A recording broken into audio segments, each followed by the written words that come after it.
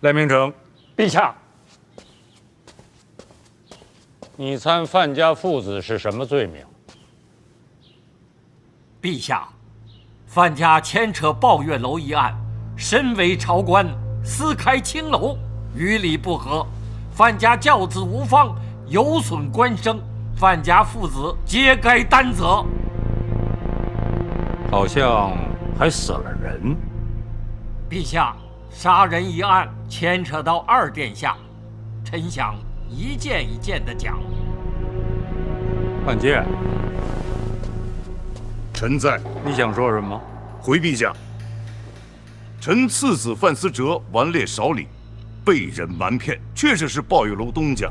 臣教子无方一事无话可说，幸而犬子悬崖勒马，甚至悔改，早已将抱月楼封了。臣也以家法责之，将其赶出京都，远赴苦寒之地，磨砺身心。先有国法，后有家规。犬子范思哲并无官身，开青楼虽然不妥，倒也不违律法。既然这样说，那满朝的文武官员，谁没有妻儿老小、七亲八故？要是人人都恣意妄为、官为私用、沆瀣一气，那我大清朝堂的脸面何在？陛下，范建身为生父，范闲身为长兄，范家父子皆应担责。你觉得怎么个担责？降爵严斥。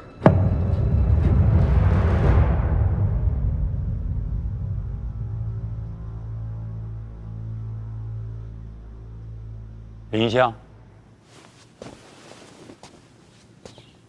陛下，你觉得呢？臣不太明白了。抱月楼不是有人命官司在吗？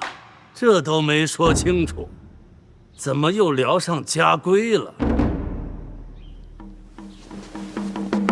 老臣附议，毕竟人命关天呐。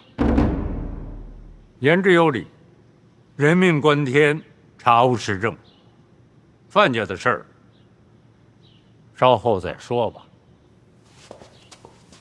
陛下，臣原想由轻到重，循序渐进，先谈人命官司也行。范大人，不是你图什么呀？您自个儿是个监察院的提司，您参这边院长，查贪惩奸呢，我图什么？新蛋要是贪了，我一样参你。开玩笑，看戏。诸公都知道了，抱月楼3凶犯杀人之后被监察院捕获，随后刀客范无咎在京都府外刺杀凶犯。据查，凶犯乃是二殿下的门客，臣赖明成参二殿下有杀人灭口之嫌。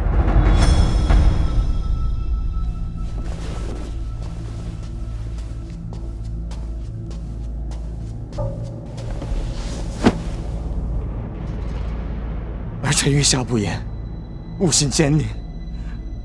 只是这杀人灭口的罪名，儿臣担不起。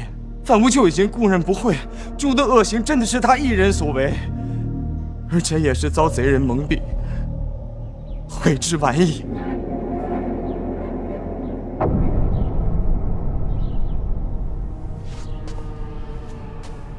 来人时，庆国的律法讲究的是人证、物证。正是。陛下，我督察院深受皇恩，彻查百官贪腐，现在已有端倪。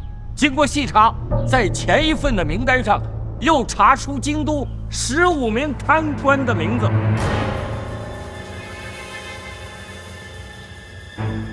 陛下，请看。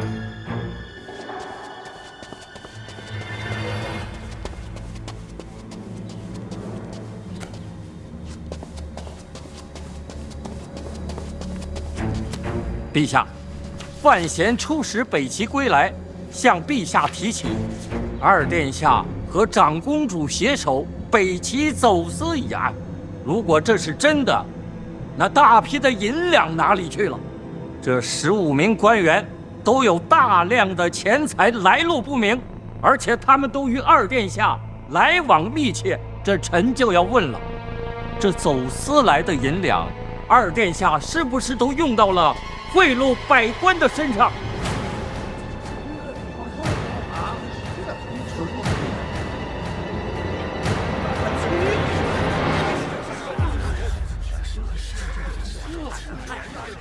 陛下，臣恳请重查二殿下与长公主北齐走私一案。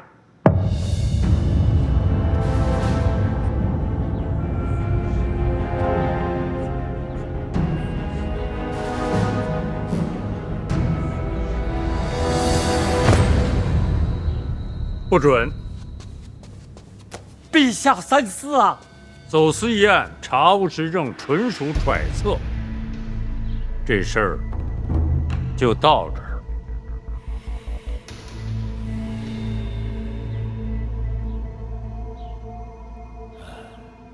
陛下，实证也许就在眼前。范无咎是二殿下的门客，重审范无咎，一是人命关天，可以查出真相；二是可以查出走私的端倪，请陛下恩准。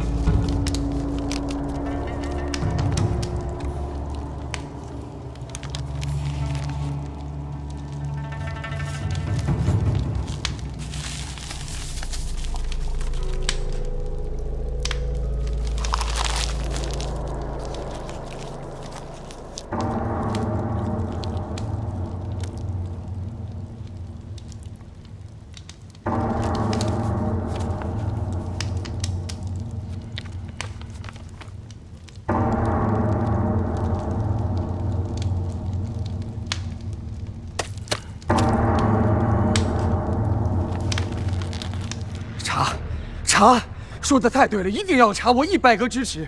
至于范无咎重审之事，我也支持。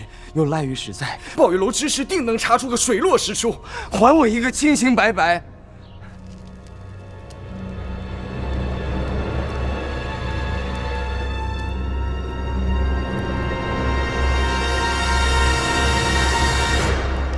陛下，儿臣还有个念想，不吐不快。说。方才范尚书说了，抱月楼已经封了，儿臣着实有些担忧。抱月楼内歌妓杂役少说有数十人，他们一样是大晋的子民啊。这抱月楼封了，他们今后该如何生计？何去何从啊？儿臣以为这抱月楼之事是由范家起的，这些人也应该由范家来善后才是。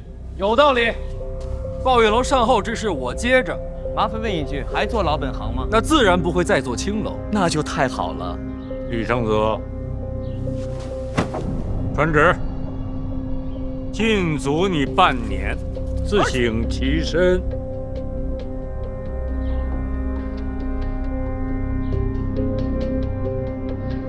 儿臣遵旨。范见范显，臣在。罚俸禄半年，以儆效尤。臣遵旨。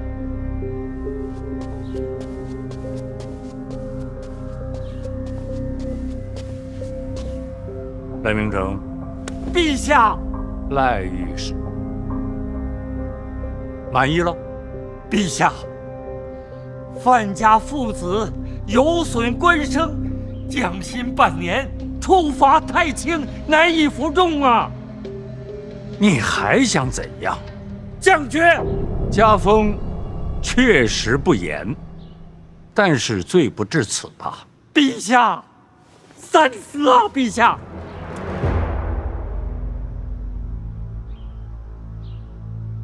你这是逼着朕改旨意是吗？臣不敢。你什么不敢？你什么都敢。二皇子已经禁足半年了，你还不知足？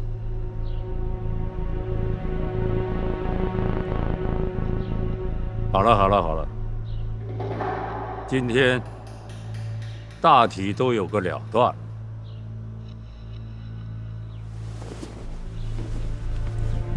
散了吧。陛下，臣们还没有参完。陛下，臣们还没有参完。好，你参谁啊？陛下，臣要参的也是陈平平。臣参的不是贪腐，而是法度不明。臣也不是参陈平平一个人，我参的是整个监察院。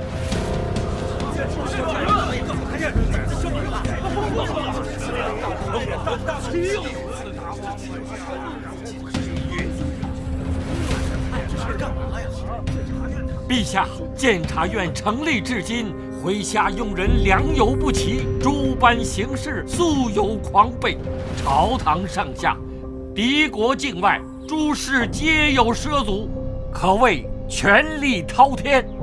陛下，请问历朝古制可有此先例？岂有此理！陛下，陈院长呕心沥血，为庆国立下多少奇功？若没有监察院，哪来我庆国的太平盛世？你还敢参监察院？对，就算古制，也未必全对。可是庞然大物，天下诸事各不共担，这不仅仅是古制，亦是常理。陛下，臣恳请将历年监察院之卷宗交付6部，分而治之。你这意思是让6部多担些差事？不止，陈平平告老。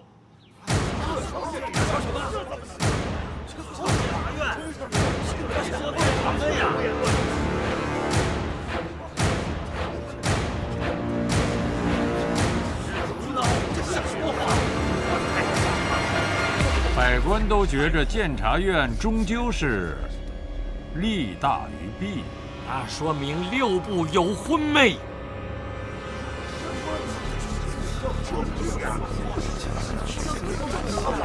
赖御史，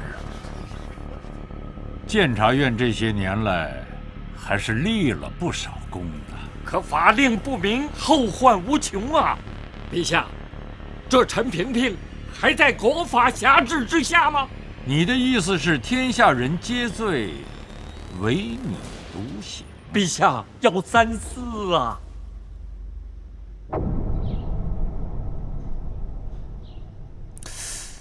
这人一直这么用吗？啊，那个赖御史啊，向来都是逮着人就参，陛下他也说不了什么，是吧？嗯。好了，监察院一事非一日可定。朕有些累了，今天就到这儿吧。陛下，臣没有参完啊。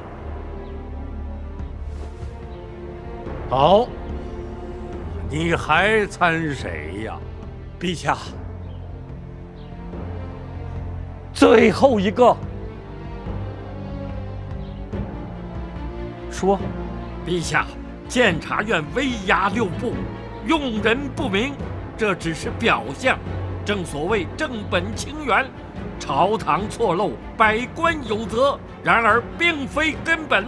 民间有俗语：上梁不正下梁歪。臣最后要参的是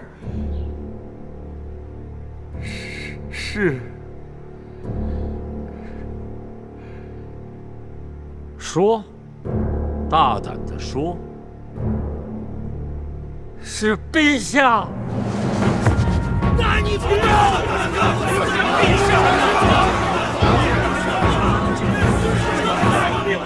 杀疯了，确实是疯了。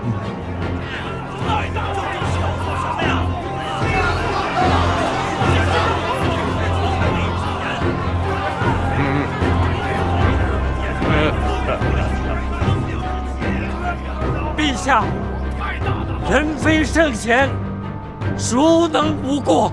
过者不知，是无志；知者不改，是无勇。我大清国的根基不是监察院，是文武百官，是天下良心呐！陛下，现在改还来得及呀！天下人都错了，6部百官也全都瞎了。你们都听到了吧？赖御史的意思是错的，不只是你们，连朕都一样错。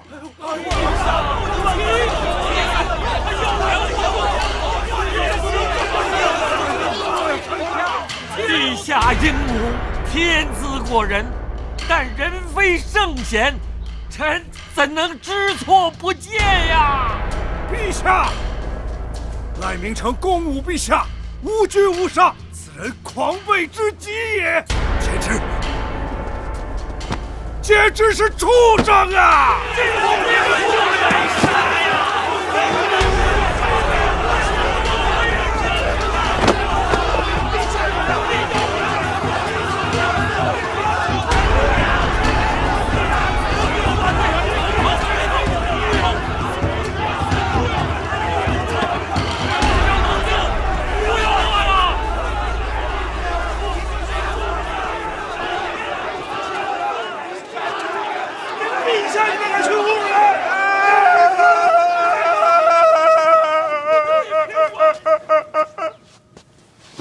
陛下，儿臣实在是没忍住啊！陛下，每日殚精竭虑，为的就是我大清的太平盛世，而此人竟然如此折辱陛下，儿臣痛苦不已啊！陛下之光胜过日月，陛下之恩犹如父母，陛下被骂胜过鞭打，臣之肉身啊，臣疼啊！儿臣也疼。行了，陛下，赖明成确实说话难听，但毕竟身为御史，职责所在，望陛下宽恕其罪，留存其身，为国效力。臣也如此觉得。赖明成是荒唐，可陛下何等胸怀，怎会跟这种人计较？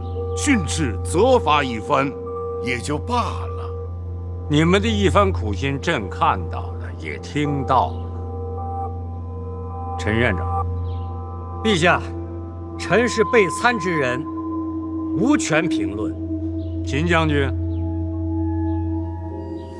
臣在。陛下，赖明成太糊涂了。监察院对庆国有功，他根本就不理解陛下的苦心，他的官职该降。临下，老臣觉得大家都对。都对。赖明成犯下大错，罪无可恕。可是陛下仁德，天下皆知，该杀该罚都合情理，该放该用，全凭圣恩。臣琢磨来琢磨去，这冒犯陛下之罪，还是当防。如何处置，还得陛下圣裁。朕以为赖明成参得好。参得好啊，直言进谏，不愧为我大庆的第一御史。国事为重，不计私心，百官都应该有此心怀啊。朕看来，不可以罚，朕要赏。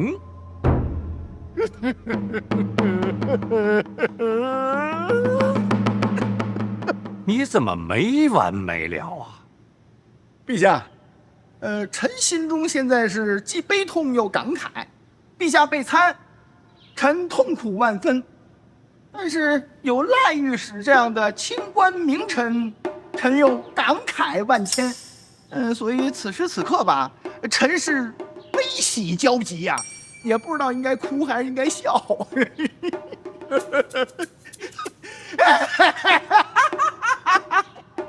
好了，朕在考虑着赏什么。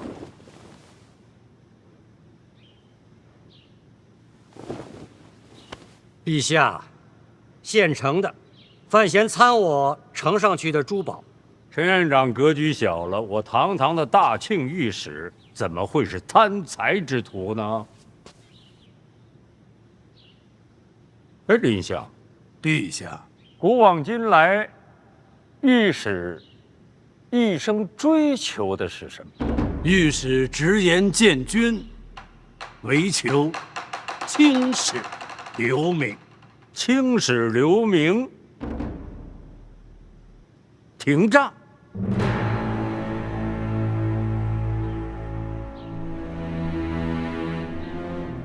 廷杖能让他们千古留名。陛下三思，史书上赐廷杖的君王，或许有微词啊。朕知道，如果廷杖了御史，那些史官的笔下，朕不会有好结果。哎，那朕就吃点亏，成全了他。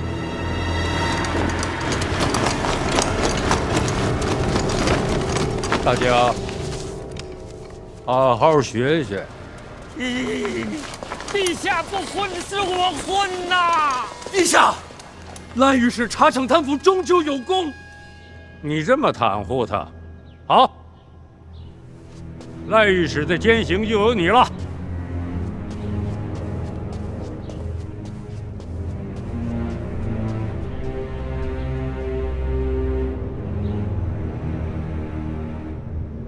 范闲，陛下下旨了。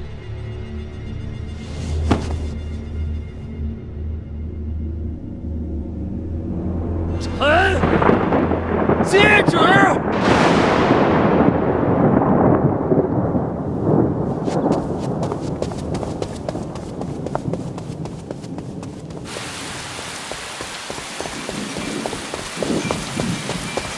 侯公公呢？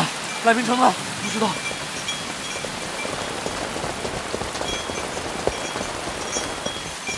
侯公公呢？赖明成呢？不知道，不知道。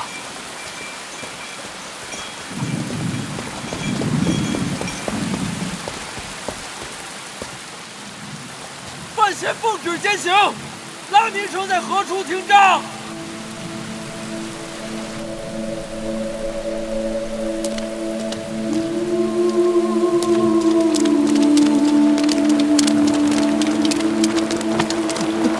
侯公公呢？赖明成呢？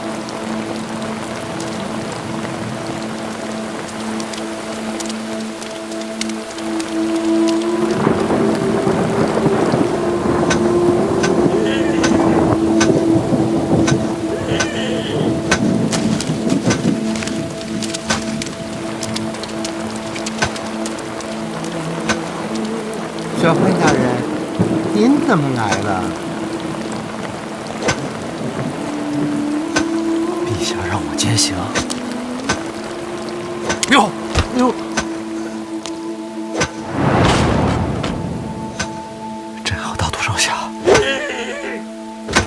陛下除了让您监刑，还有什么吩咐吗？没了。那就是没打算停。先生哪了？我去问陛下。小范大人，来不及了。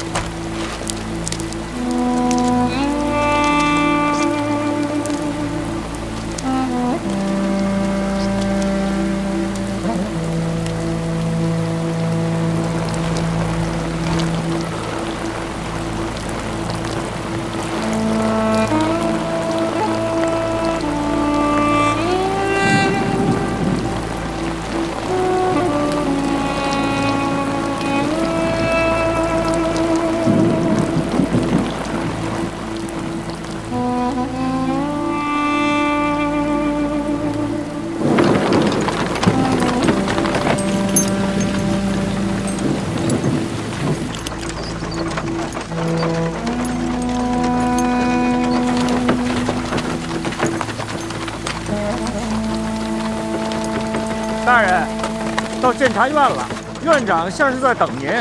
我谁也不想见。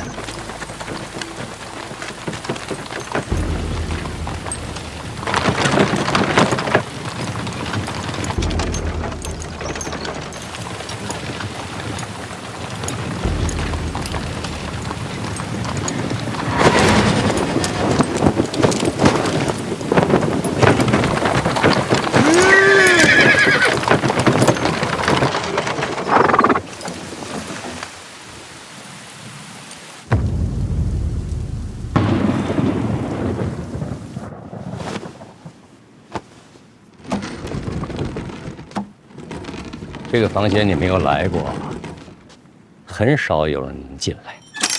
这个宝贝是连接八处的重中之重，八处所有的密钥，无论大小，都会第一时间传送到这里。各处都有不同颜色的区分。我也可以在这里第一时间发出密令。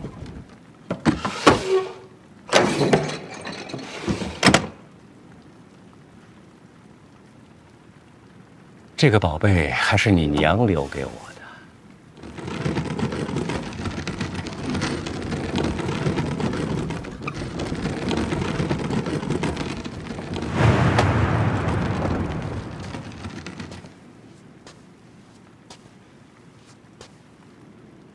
怎么了？心情不好？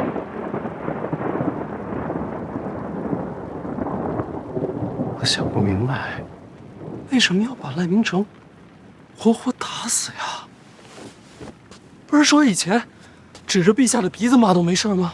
陛下气度恢宏，指着鼻子骂不仅没有问题，最后陛下会一笑了之。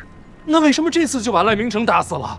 他参陛下都没有问题，只是不能触碰逆鳞。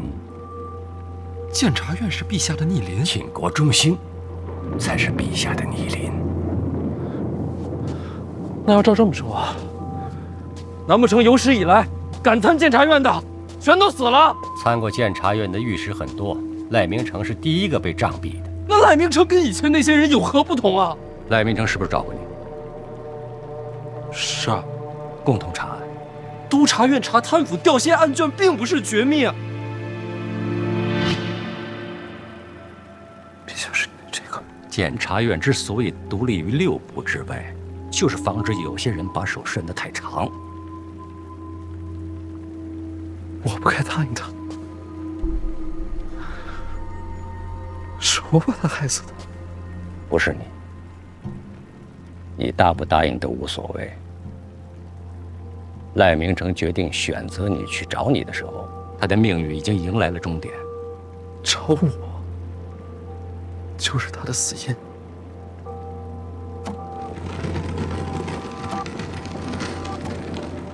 再深想一步，陛下为什么让你坚信？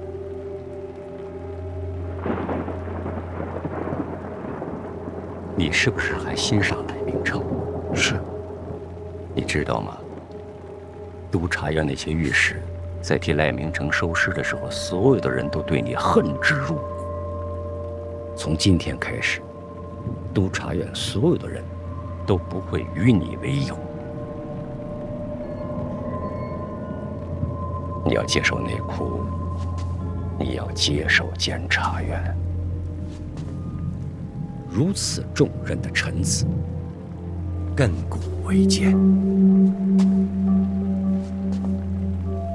我只能是个孤臣。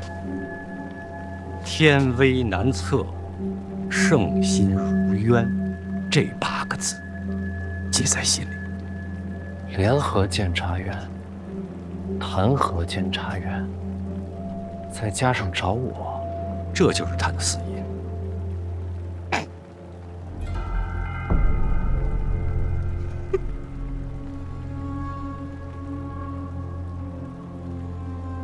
咱们这个陛下，就是不能接受有人跳脱在他的掌控之外。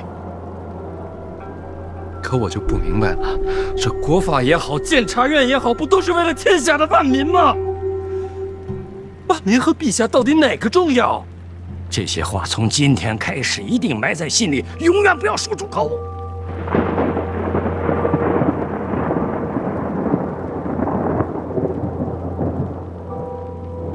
我知道答案，不会再问了。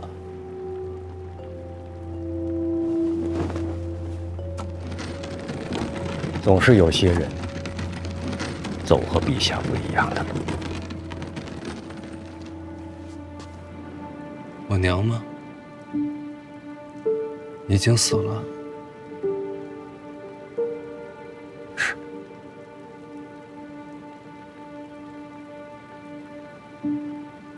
你娘已经死了，但路永远在那儿。回家去吧。雨下得这么大，换件衣服，暖暖身子吧。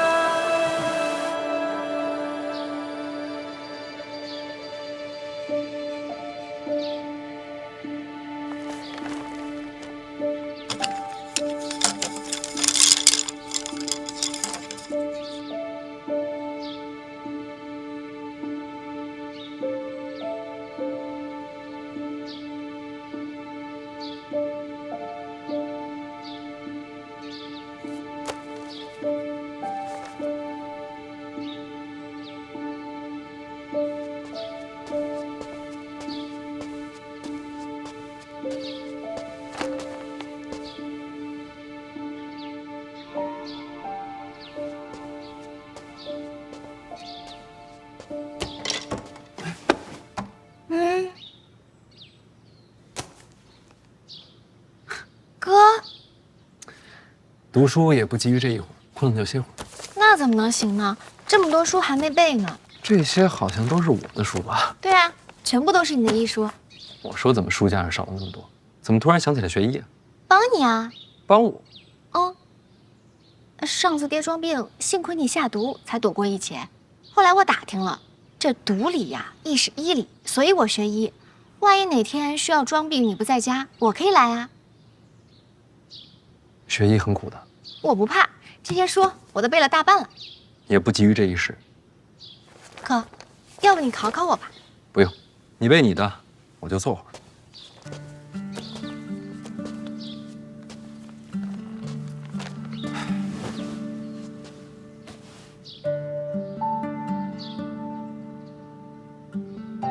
哥，你没事吧？没事儿，我就是心里烦，到你这儿静一静。要不跟我说说？有什么可说的呀？不就朝堂那些破事儿吗？哥，要不你别当官了。那我干什么？做什么都行啊，天天游山玩水也挺好啊。没钱了怎么办？我养你啊！我现在学医了，我都打听了，行医可挣钱了。你养我？对，还有嫂子，你们俩我一起养，逗我开心呢。我认真的，我真的认真的。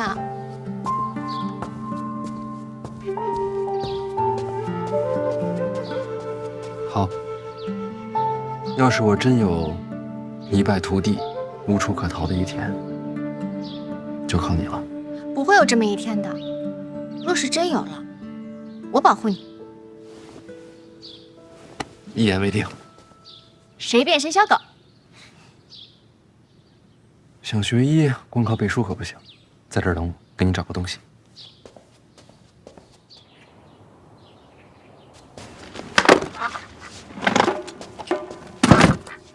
学医得见血。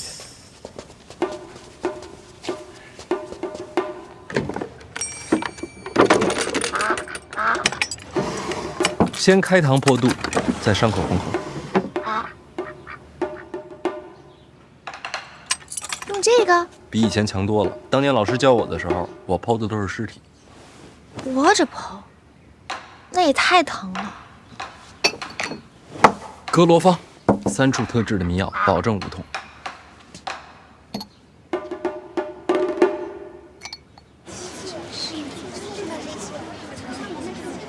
大家看清楚，这是你们的卖身契。真的是卖身契，在他手里啊？不知道啊。从今往后，你们只是卖艺，但人是自由的。自由的。不卖身，只献艺。那还会有人光顾吗？确实。今后前途未卜，所以小范大人才让大家去留随意。那我们现在就可以走了吗？当然，行。真走了！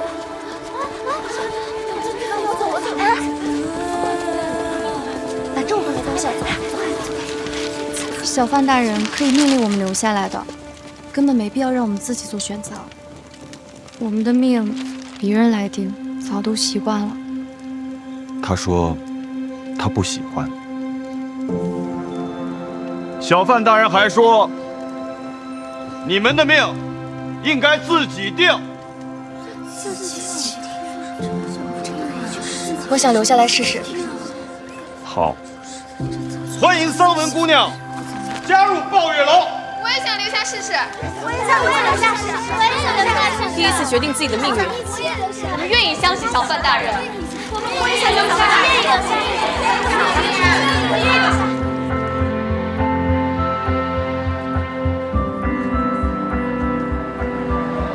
鸡毛掸子，太香囊了！来下来，鸡毛掸子。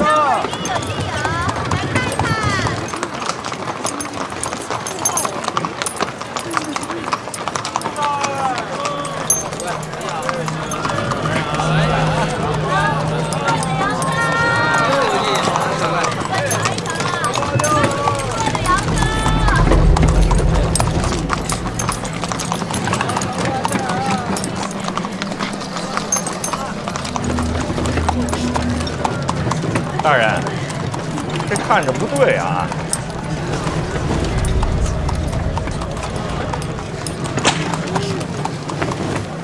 堵我呢，要不咱绕路吧？继续往前，人都来了，就不躲了。好嘞。来看看啦，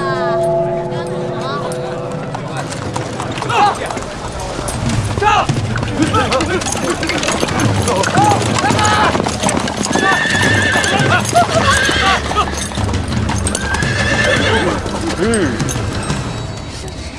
里边的人给我滚出来！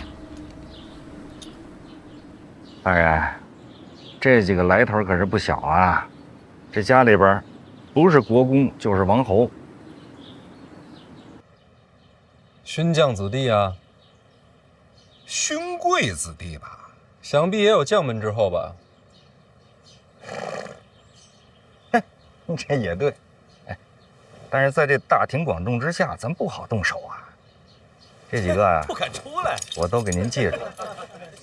不如咱回头啊，私底下再一个个的打他们的黑棍啊，只要不露脸，到时候想怎么打就怎么打。有道理，不过今儿啊，我还就想露个脸。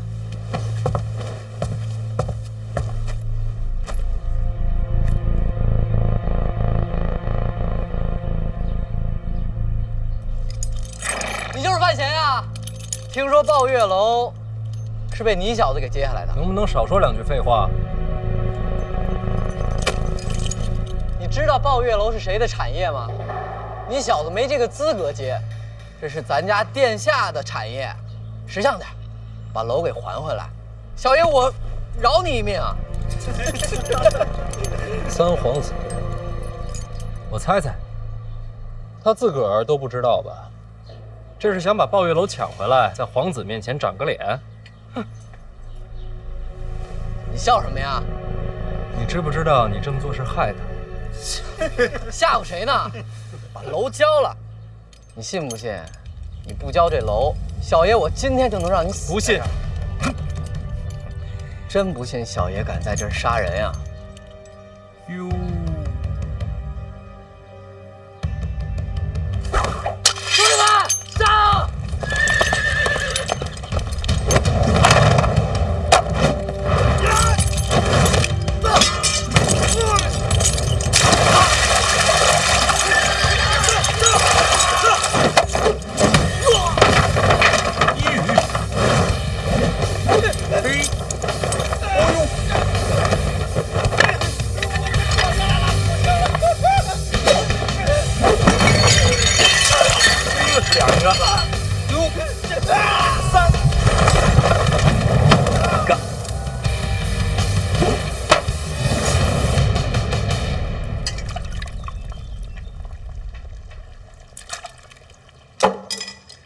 那几个小家伙还真敢动范闲，从小养尊处优，到这个年纪都没个轻重。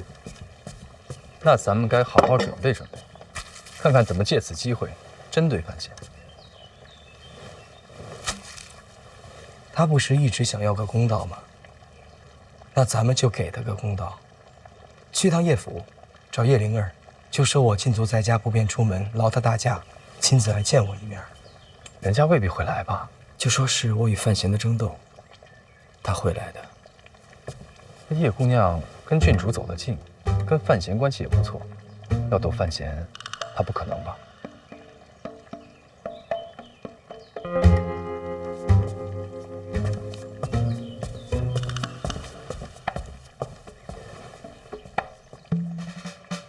来点人，搬梯子。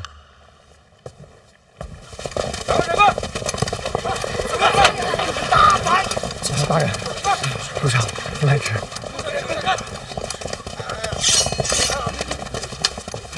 这些人都认识吗？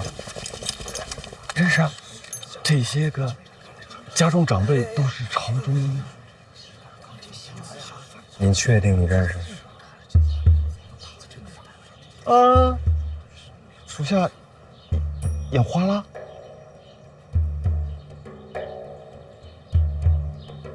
属下根本不认识他们呀！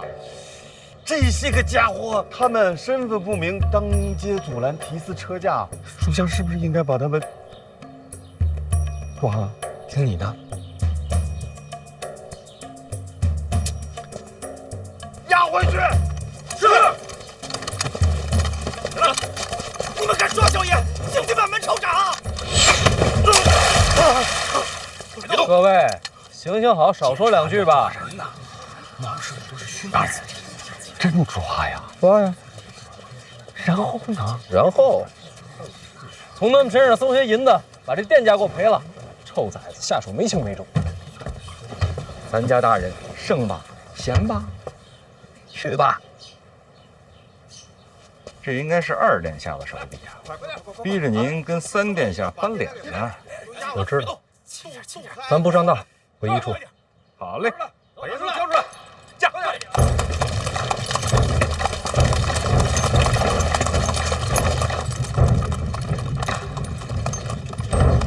王启年，哎，3位大人，不去一处了，进宫。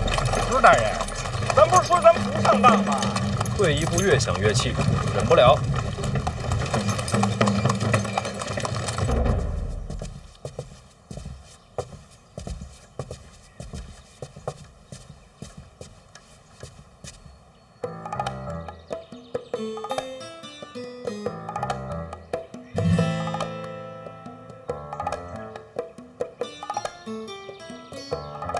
他在上面干嘛？不知道。他平时都这么接待客人吗？不是。那我也要上面。不一定。殿下说，也可以不用。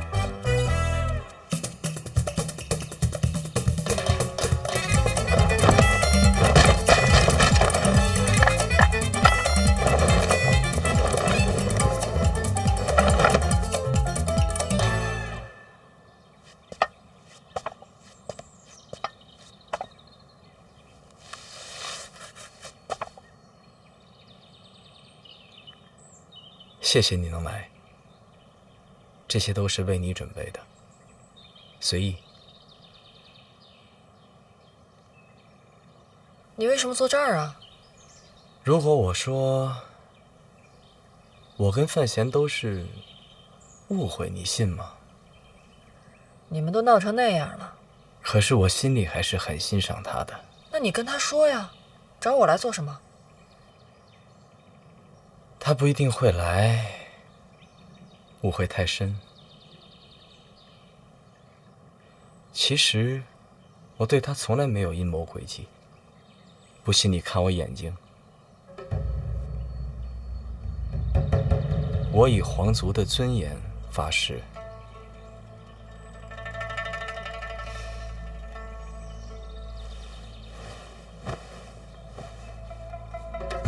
我能不能问一句，你为什么要跟我说这些？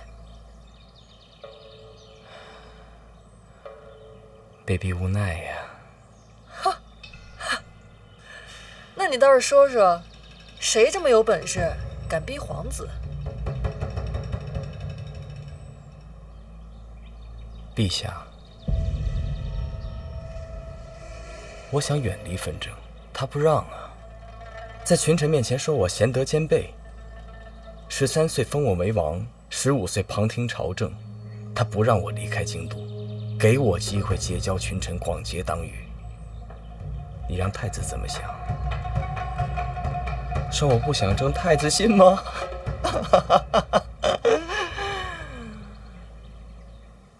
我只能够一步步的往下走，到现在，如果想回头，死无葬身之地。陛下为什么要这么做？让我做太子的磨刀石啊！这种话大逆不道。所以在屋顶上说，没人听得见。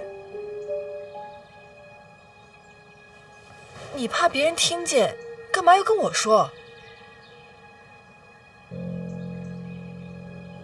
你我婚约在身，既然无法反抗，这后半生你我二人就是命同一体。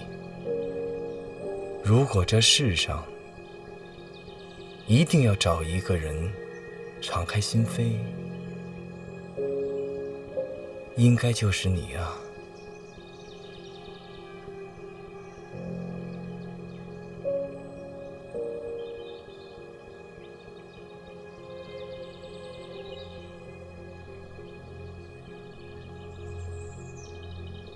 现在你应该相信，其实我对范闲没恶意。等，我有点乱。你跟你的未婚妻敞开心扉，是为了证明你和范闲之间的误会？这是不是哪儿不太对呀？如今我在禁足，怕是除了你以外，没有人愿意见我。所以呢？所以我想请你替我送一份奏表入宫。什么奏表？为国举贤。举谁？范闲。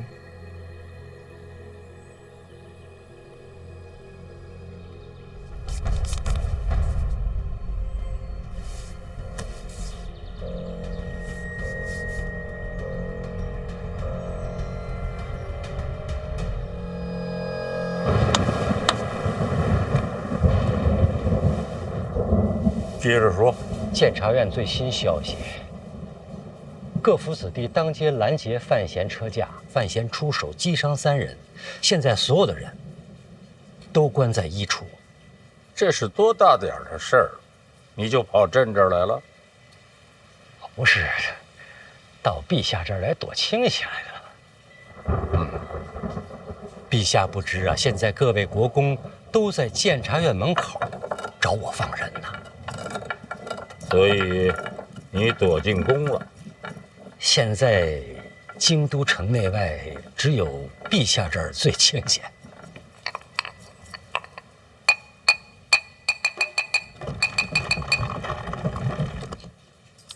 你躲什么呀，陛下？您那可是火药啊！是。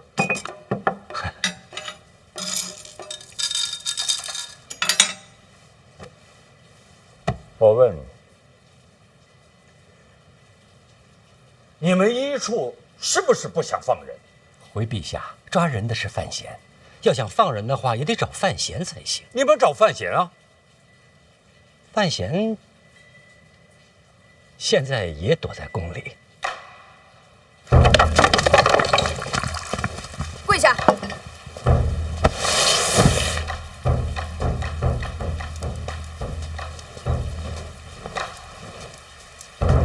你是抱月楼东家？范思哲才是大东家。哦，那就是有你了。范思哲说赚钱。范思哲说让你吃屎，你吃不吃？范思哲这倒不至于啊。你怎么还替孩子说话呢？哪儿帮啊？你还敢鼓动各家子弟当街给我来人去？这没有。我再问你一句，有没有？真没有。行，不说实话是吧？来人，去把我那个藤条给我拿过来。娘，来人真不是我干的。刘一，小小气，殿下不至于这么糊涂。哎，你说你们几个也是，看把我柳姨气成什么样了，还在这钓鱼？让你拿藤条赶紧拿去啊！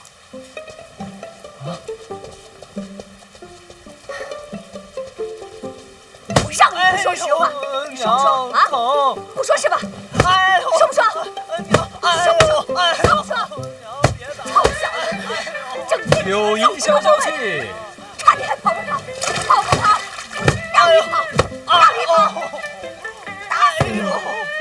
柳姨歇一歇。臭小子，叫你不听话。柳姨，喝口茶吧。真不是我，娘。臭小子！哎呦，别打！你先等会儿，等我打完痰。下雨天打孩子，闲着也是闲着。说不说？娘，我真没有。柳姨，您要不还是钓会儿鱼吧？下人们都看着呢。我管他上人下人的，钓鱼是解闷儿，我抽他也是解闷儿。说不说？还说没有？还说没有？真没有啊！哎呦，臭小子！别打了，娘！哎呦！哦，动藤条了，真打了。你说咱们要不要去看看？晚了。嗯，打完了，这么快？最后还是范闲给拦下了。无趣，无趣呀！没有热闹可看了。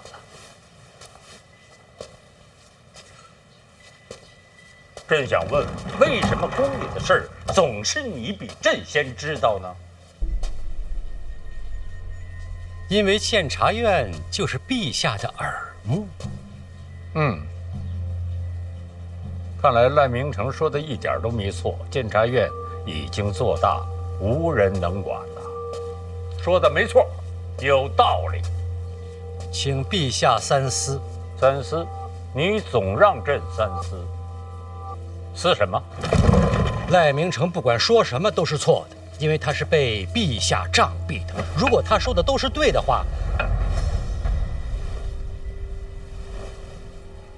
你可真敢说。老臣忠心耿耿，知无不言。你就不怕有一天你和赖明成是一个下场吗？为国捐躯，不惧一死。得了吧，不去死。刚才你躲什么呀？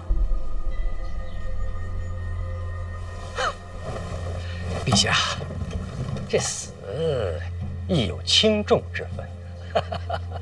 朕看最没轻重。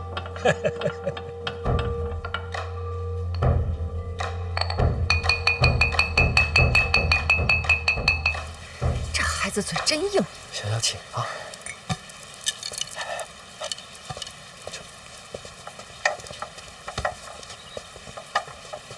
哎，这怎么拿走了？我还没打完呢。哎，刘毅，我觉得那群混小子拦路的事儿，他是真的不知道。我真不知道。这就是有人借机使坏，想让我和柳姨不痛快。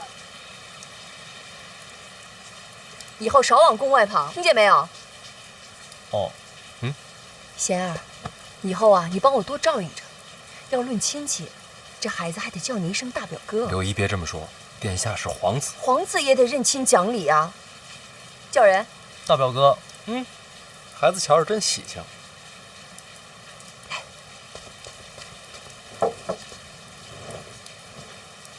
堵你的可都有些家世啊。是，府上都有爵位。你都给抓了？都抓了。那可得罪不少人啊。不怕。傻孩子能不怕吗？官场就是人情世故。唉，陛下要我做孤臣，我也只好铁面无私了。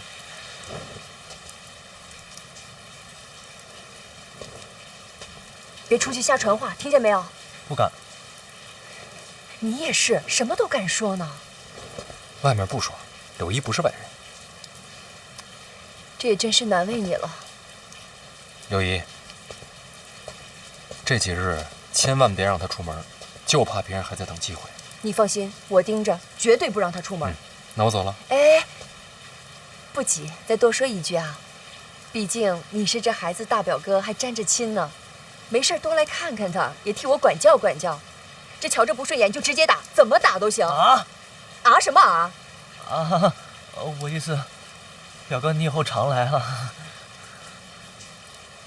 行了，打也打了，教训也记住了，起来吧。起来吧。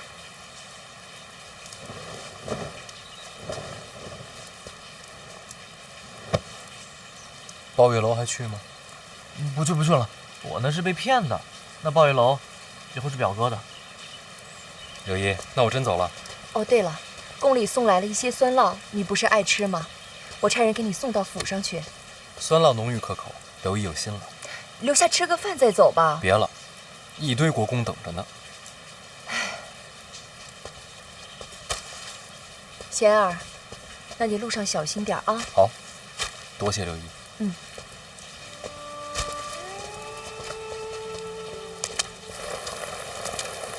贤儿，慢点啊。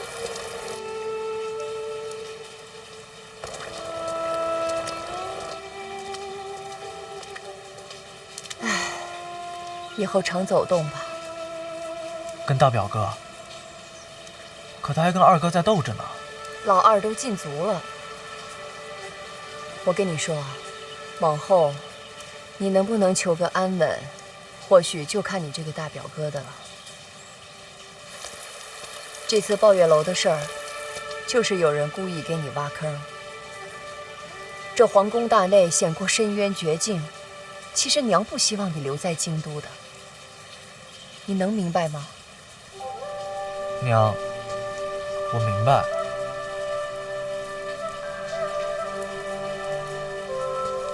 刚才娘是不是打疼你了啊？疼不疼？不疼。不疼？不疼。这不疼哪能记得住啊？来人，赶紧给我来人，把那个藤条给我拿过来，快点！听见没有？把我的藤条拿过来，快点！臭小子，你赶紧给我滚回来！我告诉你，我今天一定打到你记住，听见没有？回来！气死我！